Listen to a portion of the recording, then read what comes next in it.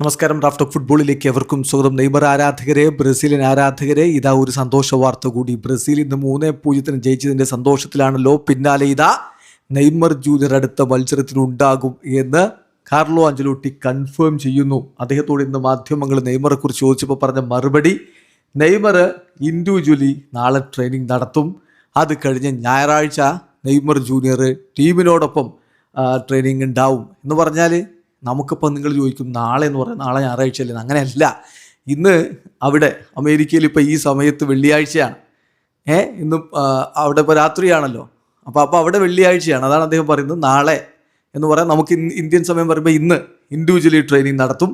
ഞായറാഴ്ച കൂടി അദ്ദേഹം ഗ്രൂപ്പ് ട്രെയിനിങ്ങിലേക്ക് പോകും. അത് കഴിഞ്ഞ് സ്കോട്ട്ലൻഡിനെതിരെയുള്ള ബ്രസീലിൻ്റെ അടുത്ത മത്സരം will be available for the match against Scotland എന്ന് കാർലോ അഞ്ചലോട്ടി കൺഫേം ചെയ്യുന്നു. സോ നെയ്മർ ജൂനിയർ ആ മത്സരം കളിക്കുമോ ഇല്ലയോ എന്നുള്ളത് കണ്ടിടണം. പക്ഷേ സ്ക്വാഡിൽ എന്തായാലും നെയ്മർ ഉണ്ടാകും ആ കളിക്ക് എന്നുള്ള വളരെ പോസിറ്റീവായിട്ടുള്ള ഒരു അപ്ഡേറ്റ് ആണ് ഇപ്പോൾ നമുക്ക് കാർലോ അഞ്ചലോട്ടിയിൽ നിന്ന് ലഭിച്ചിരിക്കുന്നത്. ആ മത്സരം എന്ന് പറഞ്ഞാൽ ജൂൺ 25-നാണ്. ഇനിയും ദിവസങ്ങളുണ്ട്, 3-4 ദിവസങ്ങളിലധികമുണ്ട്. അതുകൊണ്ട് തന്നെ താരത്തിന് അപ്പോഴേക്കും പൂർണ്ണ ഫിറ്റ് ആവാൻ പറ്റും. കുറച്ച് സമയമെങ്കിലും സബ്സ്റ്റിറ്റ്യൂട്ട് റോളിലെങ്കിലും അദ്ദേഹം സ്കോട്ട്ലൻഡിനെതിരെ കളിച്ചേക്കും എന്നുള്ള വിവരമാണ് ഇപ്പോൾ ആഞ്ചലോട്ടി പങ്കുവെക്കുന്നത്. വീഡിയോ അവസാനിക്കുന്ന ഫുട്ബോൾ ലോകത്തെ കൂടുതൽ വിശേഷങ്ങളുമായി റാഫ് ടോക്സിൽ എത്താം.